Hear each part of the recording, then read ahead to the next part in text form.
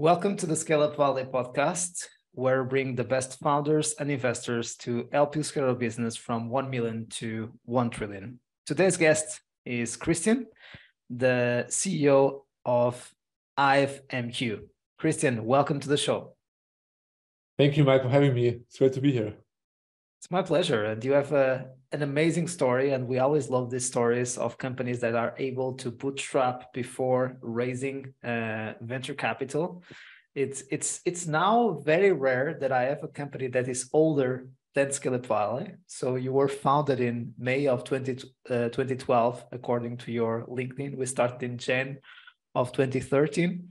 So you are kind of 6 months older than Scale Up Valley. So, that's really an amazing journey. But yeah, let's start with your background, your story, and how did you went starting up HiveMQ? Yeah, 100%. So it has been a long journey, I think, for us. We get 11, I think, in May. So closely before our 11th birthday. And a lot of things have happened since then. And even before then, I've always been interested in kind of programming or software in general. My father was an electrical engineer, and I was early on having a computer at my hands. In elementary school, I programmed like a small thing in Microsoft Access for my mother and her library and so on. And I then studied computer science later on, which always was kind of, I felt, was my passion. And before in school, I didn't like school that much, but finally studying was really, for me, was something like, oh, finally I'm there where I belong. And it was always cool to see how you can build as a single person a software or something that can be used by millions of people. And this is also something that really inspired me to not only study computer science, but also I kind of always wanted to do something on my own. Like starting a company was always in the back of my mind somehow. And thank God in doing an internship while studying, I met my co-founders, Dominic and Christoph. We then went on, even still studying, founding what later became HiveMQ. Got it. And Tom and Christoph, what are their roles in the company, Christian? So Dominic and Christoph, yeah. So Dominic is our CTO. Dominic, got it, sorry. And co-founder. And Christoph is one of our principal engineers. Got it. Sounds great. And you are based in Munich, correct? In Germany. Yes, I'm based around Munich, Germany. There's a small town called Landshut. Amazing. Is it kind of in the outside part of the city, or how far is it from Munich? It's easier to get there than to Munich from the airport. Okay, that's cool. So we have a better train connection. Yes, we have a better train connection than Munich itself, but it's like very close, like without traffic, 45 minutes from Munich. Sounds amazing. And HiveMQ, so what is the problem that you guys are solving since 2012? Yeah, so I think early on, we have seen, like in being a software kind of consulting company early on, that there's in the project we had we were kind of booked for consulting, that they wanted to connect like different trains with saying like how many passengers getting in and out of the train. And the train went to hills up and down. It was really hard to connect this to the cloud. And there was a protocol called MQTT used. And MQTT was originally built like in 1999 by 2 gentlemen out of IBM and Eurotech, Arl Nipper and Andy Stanford Clark. And the protocol is ideally suited for IoT use cases, but there was not much software out there back in the day on how to use it in an enterprise kind of scenario.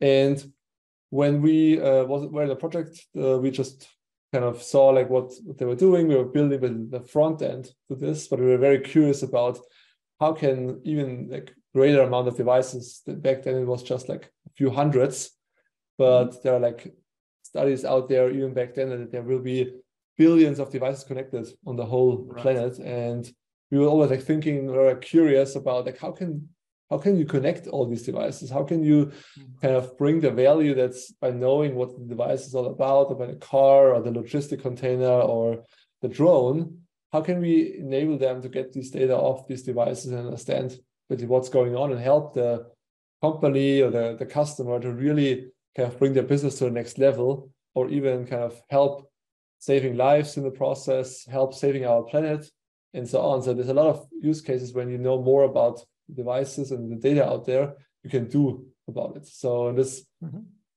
we saw this big problem that there's not a single software out there that's really easy to use, because we believe that software should be easy to use, easy to kind of install, easy to use by developers, but also should scale to enterprise grade and integrate with all the kind of existing kind of infrastructure or application as well, like databases, like security, like existing ERP systems and so on. But really, in this kind of having all of these things together, like being secure, being highly scalable, reliable, like not losing any data, and being flexible. And we didn't see this back then. This is why we went on to build HiveMQ as kind of, first of all, in a very kind of easy way, in a very kind of scrappy way. But then we saw the first success and we built it really from there. And you were talking about consulting. Did you guys start as kind of more a consulting business and then you evolved it to a product business, or did you start with products from day one? No, we basically out of university back then. So we really started out doing consulting, where we saw the first projects. And one of them was, thank God, was somebody with MQTT and IoT. This is what really kind of made us curious. So I think one of the strengths we all co-founders we share is like being naturally curious, understand how things work and how to make things better. And I think this is what also like what triggered all of us to embark on this adventure. Right. And today, what is the ideal customer profile, Christian, for HiveMQ? Yeah. So I think currently we have different. So when we started out, we were mostly focusing on like enterprise customers. Like it's still our key segment, having really big companies who have a lot of devices, like automotive companies or manufacturing companies, logistics companies, and they all have, let's say, the problem that they have the biggest pain because they have so many devices. It's way harder to kind of orchestrate all of this. But also we have nowadays, we want to make sure people, even starting out at home or starting out, let's say, smaller, we have offerings for free just to get started easily by just connecting maybe their refrigerator at home or their temperature scale or whatever, like just getting onwards towards, let's say, understanding how the technology works, and then maybe later bring it maybe to their workplace or bringing it somewhere else. Because we really want to make sure that everybody can use this kind of fascinating technology, connecting the devices, whatever they are. I think we especially kind of provide the most value, of course, in the enterprise segment or people with a lot of devices. But this does not mean we only focus on this one. We really want to kind of also help the community getting started out with, let's say, low price points with easy to use offerings, and then slowly kind of getting on the journey with us. So kind of going from an enterprise go-to-market motion for product-led growth, go-to-market motion, right? Making it more bottom-up, and until some years ago or very recently, it was much more a top-down approach. Also because we needed to fund the development of the product, and given also the curve of adoption of the category on the software. I know that all of us have heard about IoT for a long time now, but as we also had a guest here from the industry 4.0, also from Munich, if I'm not wrong, but from Germany, I'm completely sure. And we were discussing about the timing, right? So we heard a lot about those buzzwords, but it takes a long time for those innovations and buzzwords to become really early majority or mainstream, and that we are really able to scale them up, right? Yeah, it's also one of the main things we saw, right? So I think because we was not completely top down from the beginning on, because we saw the need early on for the technology MQTT, which is a protocol that kind of shows like or can help devices speak a different language, like their language. Okay. So it's very similar, like what HTTP is for the Internet of Humans, basically using the web browser and so on, is MQTT is for Internet of Things. So it's basically a language that devices talk. And for us, it was always about like getting our customers or like interested people, like prospects, to understand what the technology can do, and not what specifically HiveMQ can do, but more about like the big kind of shift in technology that's happening from the Internet of humans, like the HTTP age, to Internet of Things, which is MQTT. And by helping people to understand this on like having easily consumable blog posts, doing conference talks, and all these things for free, we kind of also addressed basically developers and architects who are using our things. And then they started also coming in bottom up, and then nonetheless they were from big enterprise companies. So it was something like what we nowadays call like an inbound or content marketing approach. Right. This also like helped us a lot to bootstrap, because the key people that reached out to us because they saw us on, let's say, trade shows or the shows or different kind of events or read our blog posts, and then therefore we got the kind of an expert status, and then we could help them to find the best solution, and also kind of tell them why they should use HiveMQ or why we built even HiveMQ, to fill in this kind of void between having pure open source solutions and having really kind of typical build like sweet solutions where you get all out of one hand, but not being flexible enough for, let's say, our cloud native environment. So you identified a problem, an opportunity, and you were able to create a new category and to be the leaders of that category early on. And of course, being a new category, you needed to educate the market and to become thought leaders in that category. And that's the good thing. That's what we like to see in startups, but sometimes it takes time, right? So which is to invest in content, thought leadership, and it's not something like paid ads that you will see results tomorrow. It's a long-term game, but it's much more sustainable in terms of organic growth. And then the referral mechanism will start to work, because then if you want to do something related to MQTT or that protocol that you were talking, everyone will talk about HiveMQ. You should talk with them, and then people are coming to you inbound. And those were kind of the first years of HiveMQ, all kind of going from consulting, creating all that content out there, and then starting developing a more scalable product. Let's jump a little bit to the future or to the present today. Where are you in terms of stage of growth today? What can you disclose in terms of headcount, if revenue, any amount raised, whatever you can share?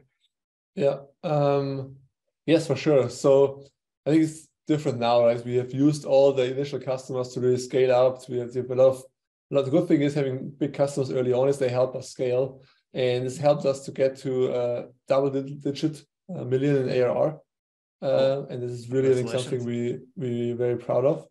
Also, we have raised 50 million in funding in euros. Like roughly about 10 million for our Series C, and then another 40 million for our Series A. And I think the key things there is like we have also always like looked at how can we improve the customer experience, and therefore funding was really good to have to really accelerate more as we figured out what our key industries are. Then we kind of added the funding on top that really helped us kind of grow the last 2.5 years. Right. So and when did you raise your seed round, Christian? So I think we started raising it like 2.5 years ago, basically. Is when we started. It was in the middle of COVID. So I think the initial idea 2020. The initial idea came out of because we were part of an accelerator, the German accelerator in Silicon Valley.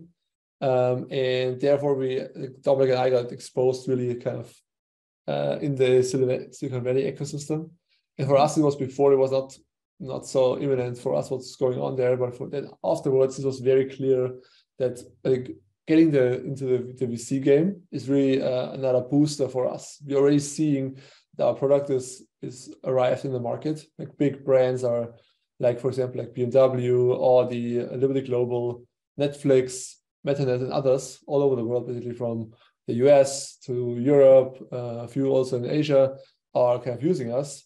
So now, how can we bring this to the next level? This was basically our main driver for adding like capital to HiveMQ, and make sure we can grow faster and really use the things we learned to accelerate the learning with the capital raised. Right.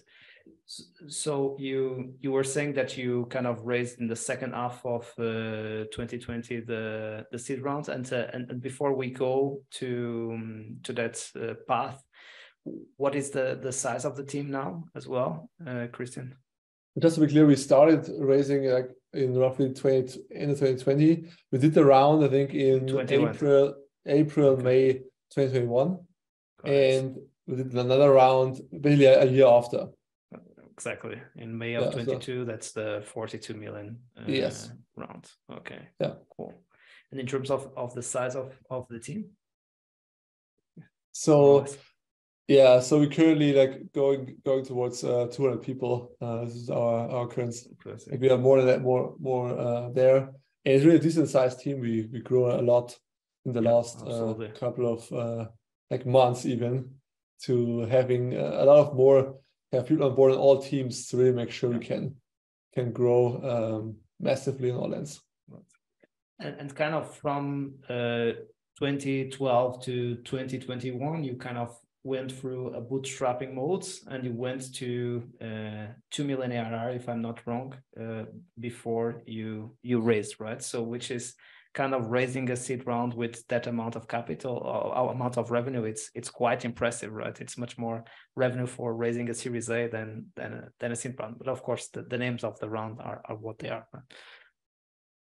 Yeah, no, I think I've always been like advocate of say showing first we can really achieve something, because just raising for the sake of raising, I think is not what I think is ideal. I think that nowadays market is even impossible to raise without having real revenue or even ahead of time. yeah. But I think for us, it was always like showing first what we can do, and then we have kind of some proof, then really double down on that.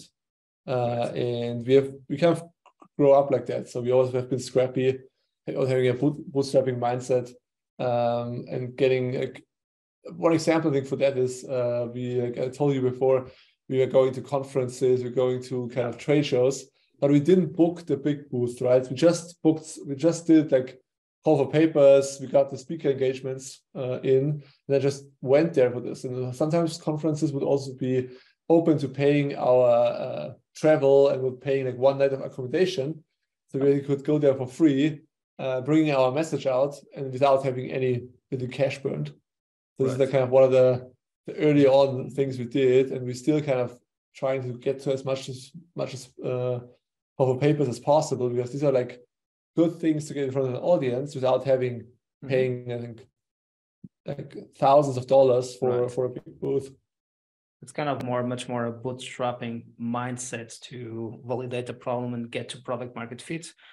Of course, it might take a little bit more time, but it's much more sustainable growth. And that's what you say. And then you really use the capital in order to accelerate growth, but not to prove that there is an opportunity there, right? Because in that way, you prove that opportunity in much more capital efficient way, in a way that you use it consulting to fund the development and the clients also to fund the development of the company and of the product, right? Yes, also something that currently is very much helping us to like in the current environment, because we have now accelerated last year a lot, going into like a more out of the bootstrapping mindset to say, hey, how can we step on the gas? How can we really get to the next level? Now it's a little bit more, again, dialing it back a little, because the overall market is not kind of that I think, forward looking or that good looking. So we are in good shape. We still have, I think, a lot of cash in the bank, but still, I think we have adapted again to ensure that we are having a strong financial position. And we are the best way to kind of going towards higher scale. But anyway, you got from 2 million to 10 million plus ARR in a very short period of time. So which shows that, you know, the how do you say that the overnight successes takes kind of a decade to be built, right? So then it's clear that, oh, there is a lot of potential here, but really it requires a lot of, and that's what I like to say, right? So we never know when we will come to product market fit. It might take 6 months, 12 months, 5 years, 10 years. You might never get to product market fit. But then if you have the foundations right, it might be much easier then to scale up much faster, right? And it seems that it's what's happening with HiveMQ now, that you are scaling from, you scaled from 1 to 10 much faster than what you did from 0 to 1, I imagine. Yeah, no, for sure. I think we had a good foundation built, and I think this is, of course, I think it's always like interesting to see how the higher the scale it gets, the more, let's say, difficult, of course, it gets. But we had a good foundation. We just built on that. Hiring the experienced people, I think, is one of the key things that I learned as well. Is like when we were bootstrapped, I think it's always hard to get the best people because you can't really pay the salaries that are kind of necessary to do that. So now I think we have this good mix of we always don't want to overpay. So we want to find exactly the right spot where people are really motivated, they are like have the startup spirit, they really want to kind of change the world basically, and these are people we want to bring on board that help us to growing HiveMQ to the next level. In other words, the bootstrapping mindset became kind of one of the values, one of the main pillars of your culture. For HiveMQ. Yes. Cool. So first years of the company, all about creating that, positioning yourself as thought leaders in that category, creating the category, and you were able to get to 2 million ARR. Something also super interesting that you shared with me was that you were able to land customers in the US without boots on the ground. And we'll always talk a lot in Europe about expansion to the US being a critical market to scale up our companies. So what has been your experience in the US market? Yeah. I think this is an interesting one, because I think I learned this about like really later, because we always were about the mindset of saying we are a global company. So we never had marketing materials in German, always English. So nice. Basically made us available and visible for the US market from day one. Basically, when we started the website, I think in 2013 or something.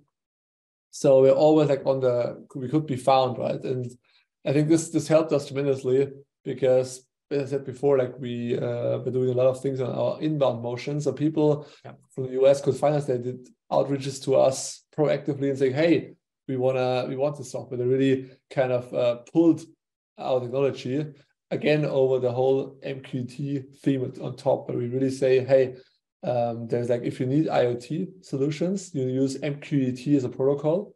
If you use MQT, you will use HiveMQ. And that really also worked well, like basically also in the US. The company was just reaching out and saying, hey, we want to try it out. We want to like, talk to you. We want to get you help on how to build a solution and so on. So even before COVID, we kind of helped US companies over Zoom, over Teams, over WebEx, and all these solutions out there to build up solutions with HiveMQ.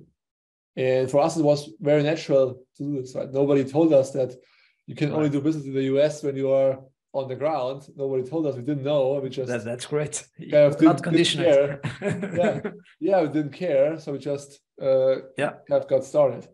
And of course, like growing bigger accounts there and seeing it like over the years, I think it really now helps to have people on the ground. Myself, I will be in the US a lot in the next coming months and years. We also support our team there, also live there part of my time, so really supporting there. But I think getting started, I think we think now have more revenue in the US than the rest of the world without initially having somebody on the ground. So you had a global approach since day one, but maybe the first customers were more European oriented, not specifically German, right? Because you had your website and communication already in English. And then you started having more inbound coming from the US, and it became the the dominant market, right? Yes, exactly. And now we also have a lot of people also in the US, right? So we definitely see the need for having people there. It's not something that we can, especially with enterprise software like ours, it's like goes to the deal volume to the 6 and 7 digits. So you need to have people in front of the customer, really building this trustworthy relationship. I think this is necessary.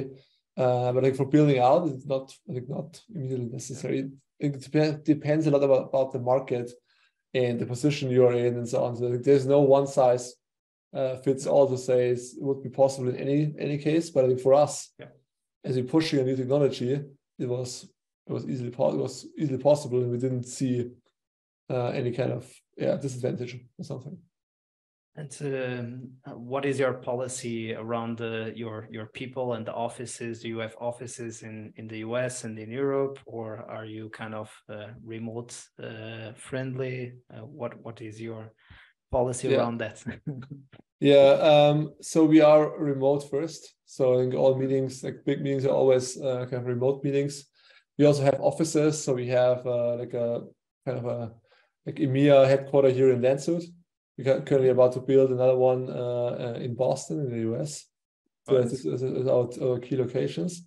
And everybody else works from wherever they like to work from, because we think it's critical to come together, I think, at least once a quarter as a team or as a whole company, maybe every year, to really, because we are a startup, right? So we need to be humble, be innovative, like changing things, pivoting here, pivoting there.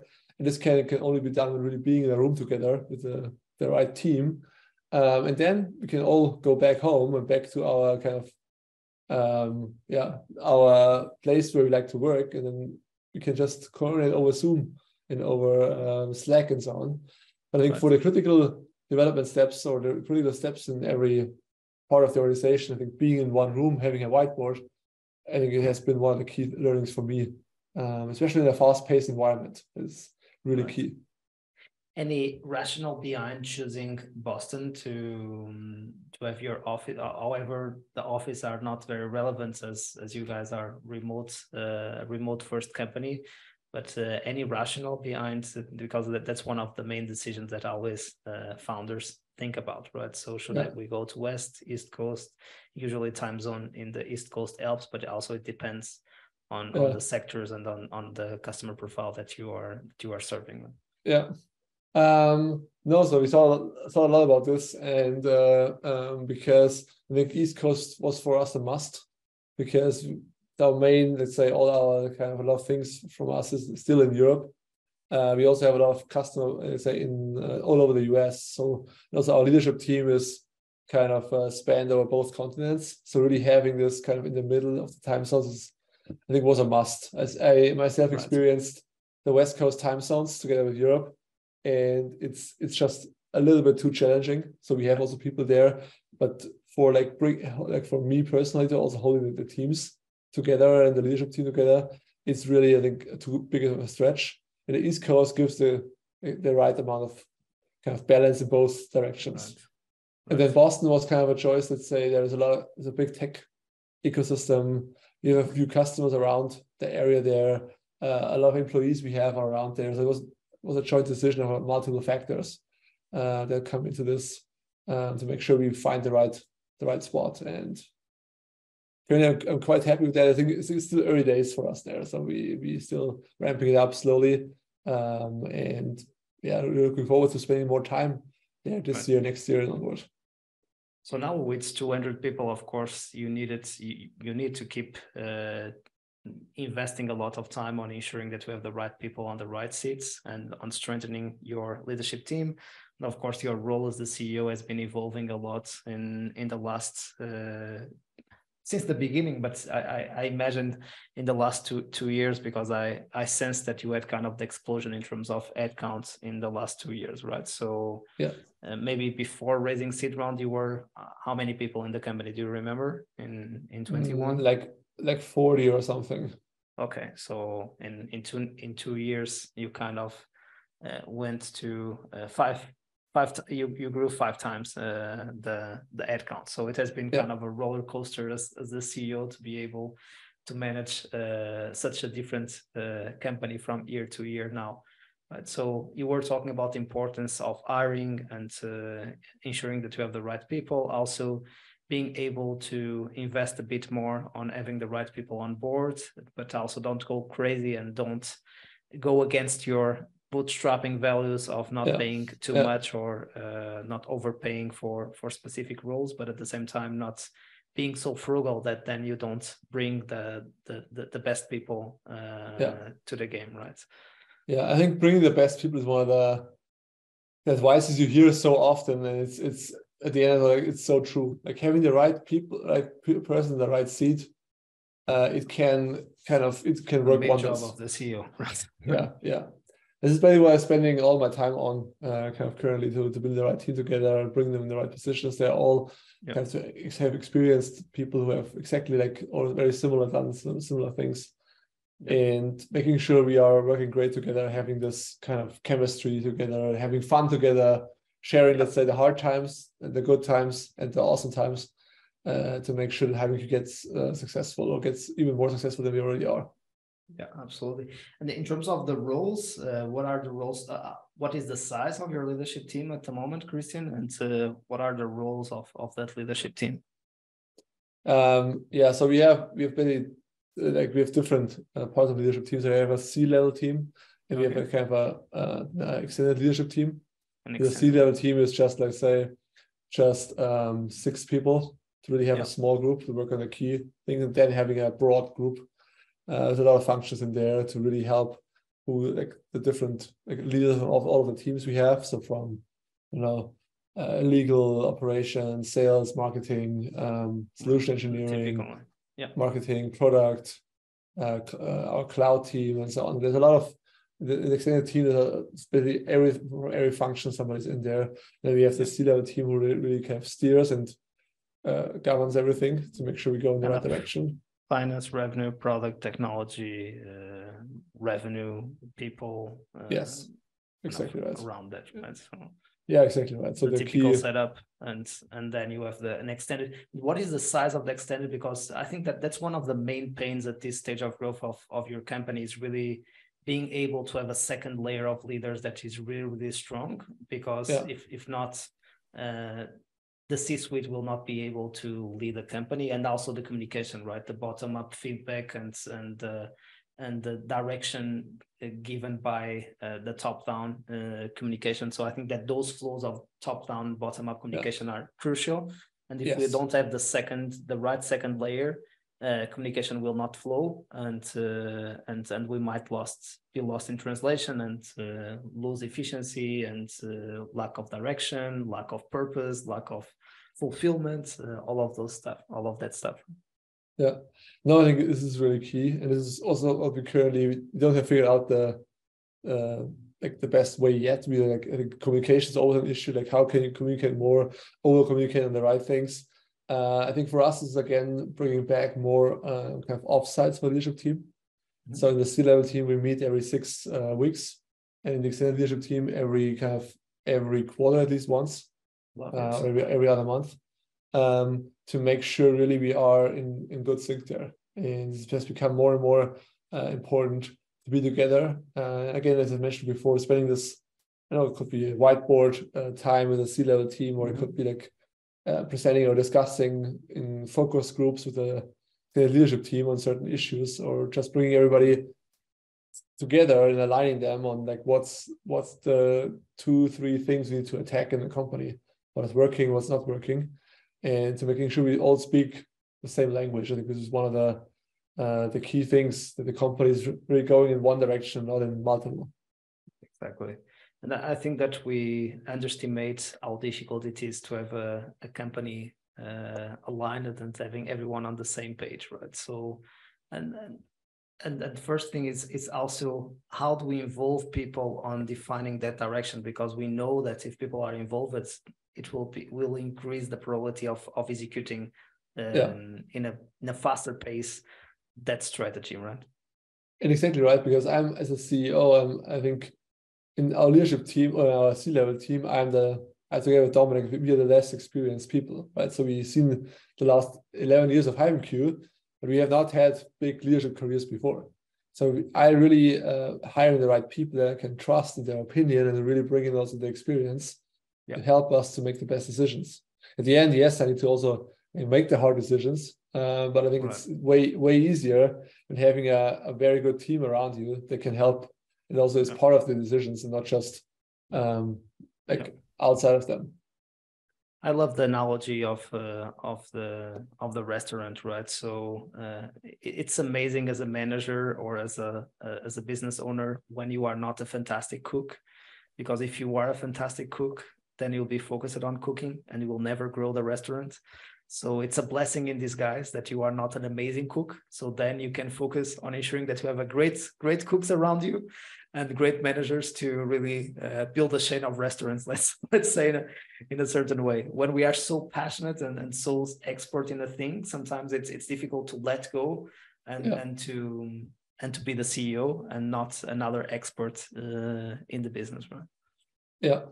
No, and I think this is definitely the case. I think the key thing for me is like to ask the right questions, to kind of understand to enable people to be fully effective in their roles. And this means a lot of sharing my knowledge, sharing my my knowledge and things I have gathered the last 11 years together with Dominic. And this is the key thing where we see the product in the future and bring this together, distilling it down and kind of more and more putting it into the people's DNA we bring on board, that they can use our kind of DNA, our knowledge, our product together with what they learned about how to bring products to the market, build great products, build up the finances and so on, or the people team, to make sure we get the best out of all these worlds together. And because we are unique as a company, right? No company is just, you can't just copy everything and go with it. That seldomly works, except you're like a franchise restaurant and you already figured it out. Right. and we were just seeing kind of your evolution as the CEO, and we were talking about the inbound strategy. So in the beginning, it was all about your product skills, your go-to-market skills. Then it started evolving, also bringing the fundraising skills and the recruitment skills to ensure that you have the right people on the right seats.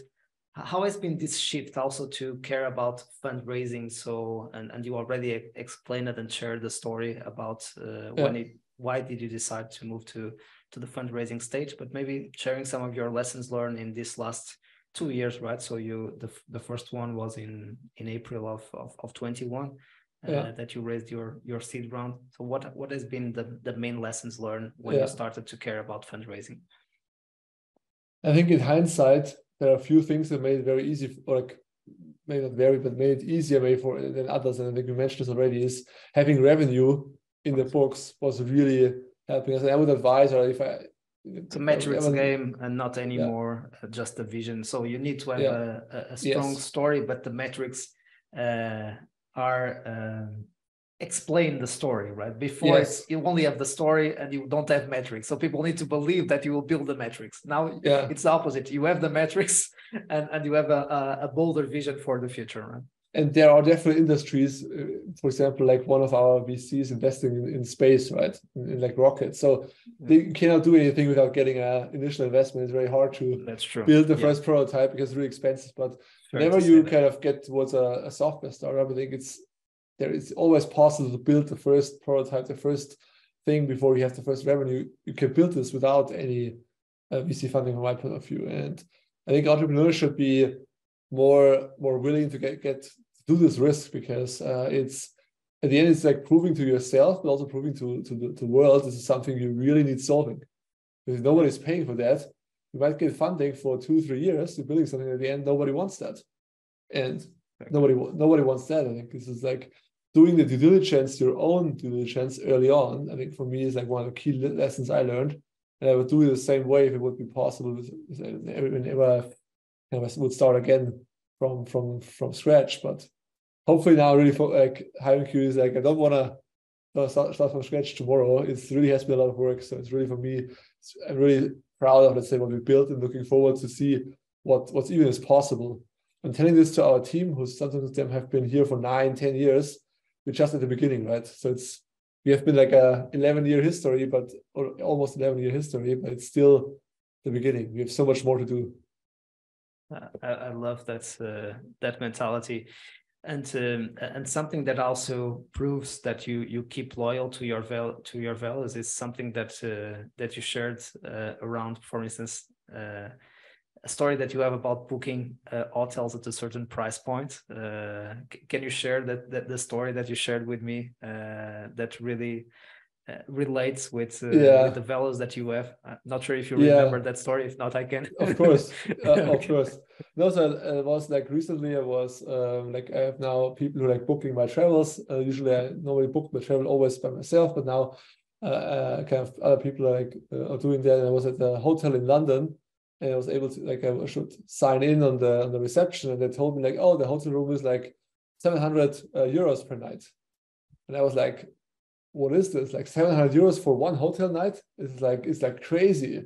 Like how even, of course we can afford that, having raised the money, but for me this is like, it breaks my heart, right? If I look at like, why should I pay like 700 euros for just one night? I wouldn't do this personally, so I would not pay so much for one night for one person, and I don't think this is reasonable as a CEO from like a startup.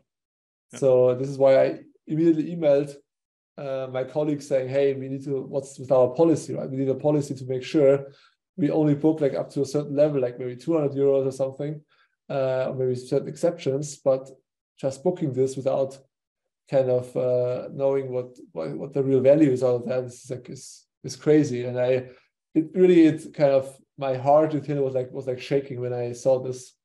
It's something that's deep inside me. I think not spending that same money if it's not, doesn't be needed, right? So I would have gotten a very similar hotel room for like 200 or 300, which is like less than half, or maybe a third of the price. Right. That's really a great story to also talk about the importance of the CEO sending the right message.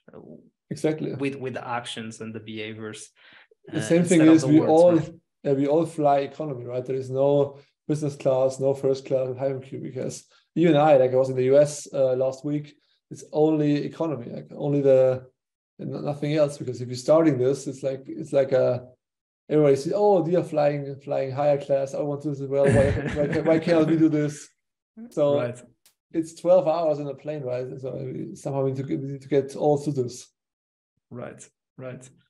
Cool. And I assume we jumped from the fundraising topic, but just to wrap up there, kind of what you were saying is that now with raising with 2 million and 10 million plus, it's much more about the metrics. So it was not super complex to you. If you have the metrics, you are able to raise and choose the investors that you want to go with.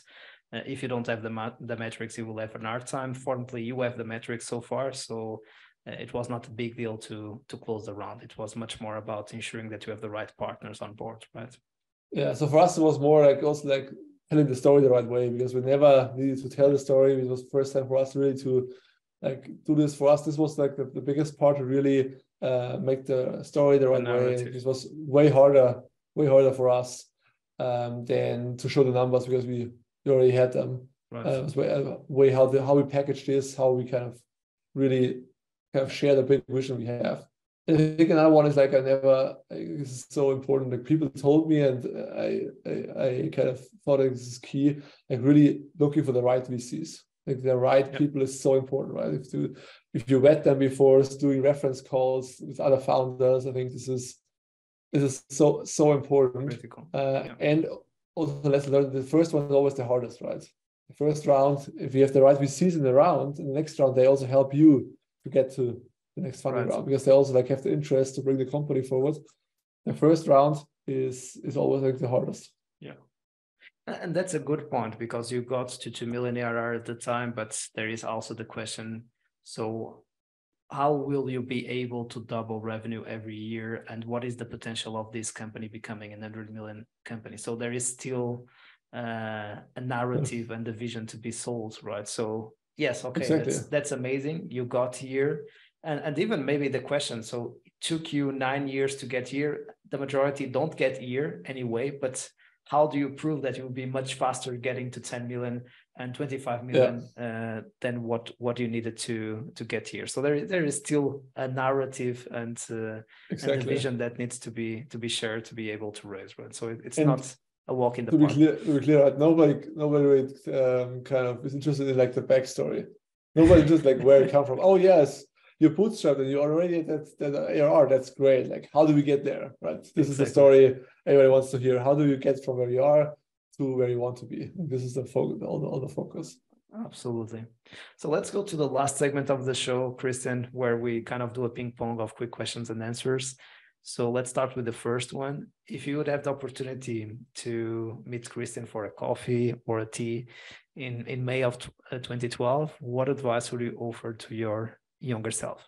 Yeah, I thought a long time about this, but I think my main advice would be is to follow more my intuition and really take advice and say more cautious. Because everybody wants to give you advice, and I think I would tell to myself, like, listen to your heart, listen to your intuition, what you think is right.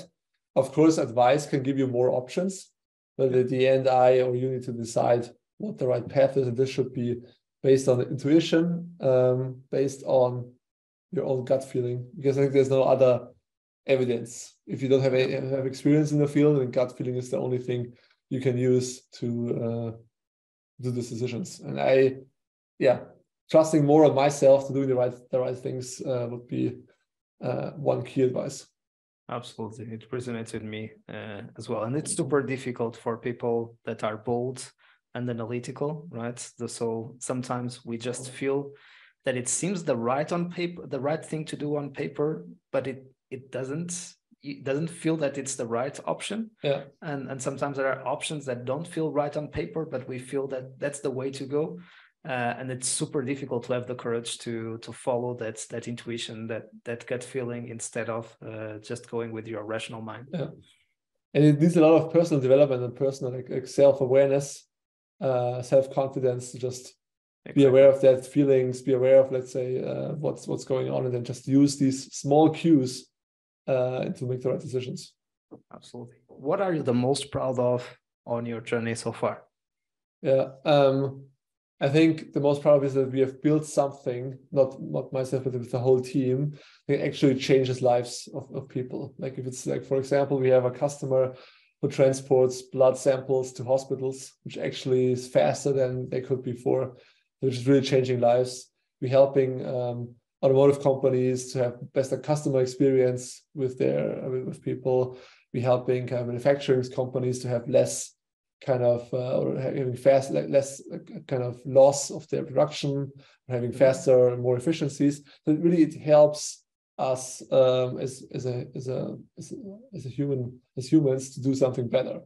And there are of course things that are even more like reducing carbon footprint or saving lives. I think is what our customers are trying to do with our solution. This is really amazing to be part of something. We just always providing technology. We're not the end play, but still having like a small piece of that is really amazing for me. Worst advice ever received? So the worst is really hard. Like there are a lot of things, and I think mostly this is advice that is, let's say, like in general, it's too kind of either too generic or too specific for a certain thing. And I think the worst advice was basically to scale as fast as possible.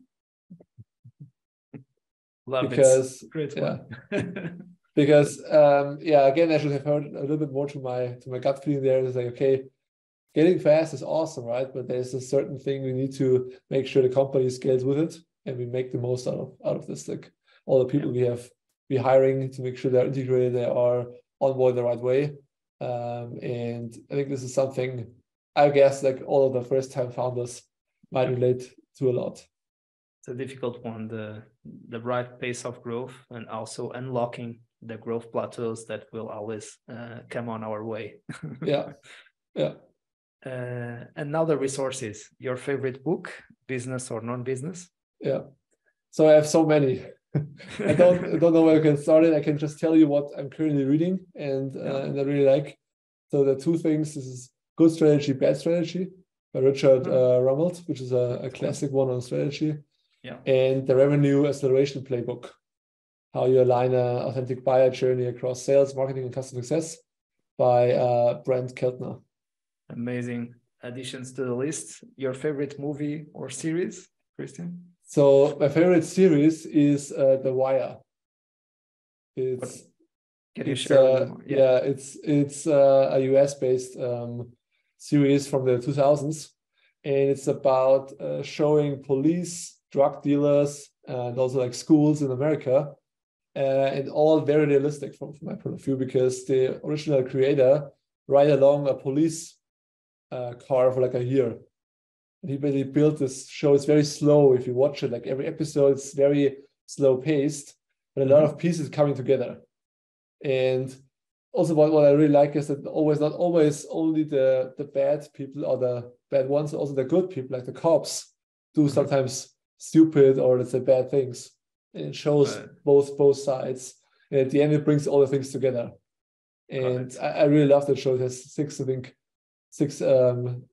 different series with a lot of episodes. It's definitely a good watch. Got it. Cool. And finally, your favorite podcasts, excluding this one. This one is great, I have to say. Thank you. I also have a lot of podcasts I listen to. Currently, my favorite is the Huberman Labs podcast, which talks a lot about health and the body, which is all interesting to see, like how to learn more about how our body functions. Right. And also, otherwise, I really like the Tim Ferriss show, where Tim Ferriss dissects a lot of different areas of business and also human nature and so on. Absolutely. I didn't know that one about Human Labs. That's the name of the podcast. Huberman Labs. Huberman. Huberman. I know him. Okay, I know the doctor behind the Huberman Labs. Awesome.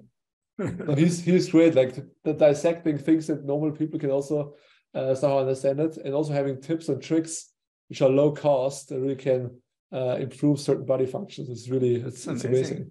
Okay, we'll check that out. That's great additions to the list. Christian, congrats for the amazing journey so far, and all the best for the future chapters. And you are always invited to come back to share the progress. Happy to do so. Thank you so much for having me. It was really a pleasure. Likewise. And to our community, thanks for being there. We keep bringing you the best of the best to help make your life a little bit easier as you scale up your company. See you soon and keep scaling.